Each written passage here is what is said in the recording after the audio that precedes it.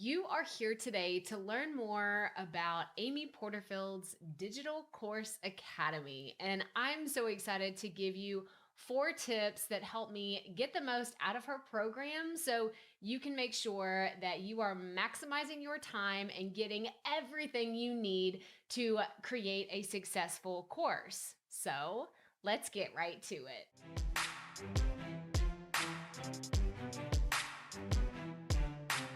Hey y'all, Crystal here today, and like I said in the beginning, we are here today to talk all about Amy Porterfield's program, Digital Course Academy. You've probably already heard about this. Maybe you've seen some other videos on this channel where we talked about, is a digital course right for you, or helping you decide if your podcast is ready to be monetized with a digital course.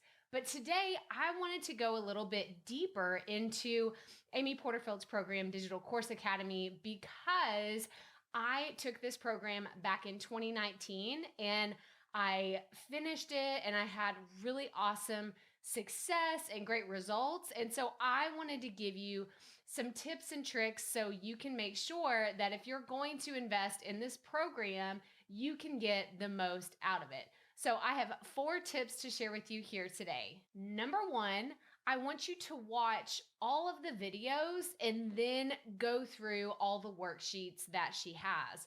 The way that Amy has laid out the program is, you have all of these great training modules and these lessons, and then there's usually an assignment that goes with it. That way you can take actionable steps to creating your digital course. So my recommendation and the best way that I was able to go through the program and stay on track with everything that she was delivering was to watch the videos and then go and do the assignments, because when you're trying to do too many things at once, it can get a little overwhelming. But if you take it one step at a time and say, I'm going to set aside some time to watch all the training modules and then I'm going to do the assignments within each lesson, it becomes a lot more manageable. So that's tip number 1. Tip number 2 that I have for you is to print the worksheets that you need and put them all in a binder. This is something that is really useful because a lot of the way that the lessons are laid out in Digital Course Academy is you're able to go through and actually print off the assignment worksheets. And there's a lot of them that are fill in the blank. There's a lot of really good tangible takeaways that you can do highlighting and all the things. But if you're like, I don't know that that's for me, I don't know that I want to print everything, then I recommend at least saving all of the PDF files into a really great filing system on your own Google Drive or Dropbox. That way you can access them as you're creating your course in the future, because it just makes it so much easier. I took the program back in 2019 and I still reference a lot of the lessons that are in there whenever I'm going to launch my course. So you want to have it where it's a very manageable system, but you want to be able to access the information inside the program.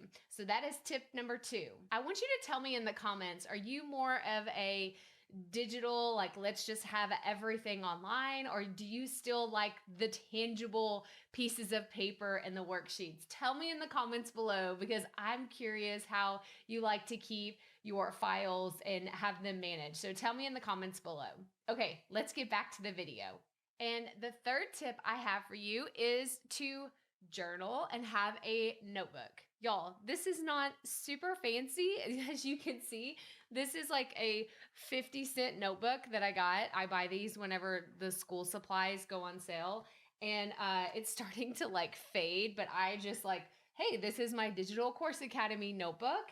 And oh, look, I have things like falling out of here. I have papers that I used. I like went through and I wrote a bunch of things and I highlighted them, but I did so much of the work inside this notebook. So going back to tip 2, it was like, if you're not going to print everything, I recommend at least having a notebook so you can have everything organized and take notes as you're going through the program, because I still reference this and I like to go back and look at what was my initial thoughts. And I'm just a big fan of journaling. It helps me just get ideas out of my head onto paper, and then I can do whatever I need to do with them in the future. But I'm a big fan of journaling and writing things down.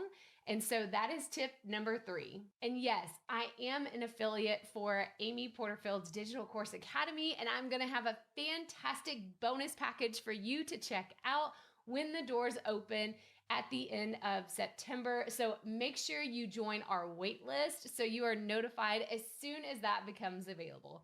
Okay, let's get back to the video. And tip number 4 for helping you get the most out of Amy Porterfield's Digital Course Academy is to attend as many live trainings as possible.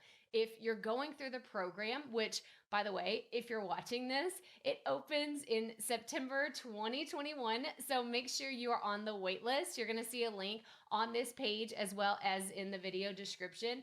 But I recommend attending as many live trainings with Amy as possible. You want to make sure that you're getting your questions answered. If you have specific questions, hop on live with Amy and get them answered. This is one of the best things about this program is while you're going through it, you have the opportunity to ask Amy and ask her team about your specific digital course. So make sure you attend as many live trainings as possible and get those questions answered. But that's all I have for you today. So make sure you hit the thumbs up on this video if you found it helpful. Subscribe below. That way you don't miss our future videos all about podcasting and running your online business. Check out these videos right here, all about podcasting and running your online business. And as always, remember, keep it up. We all have to start somewhere.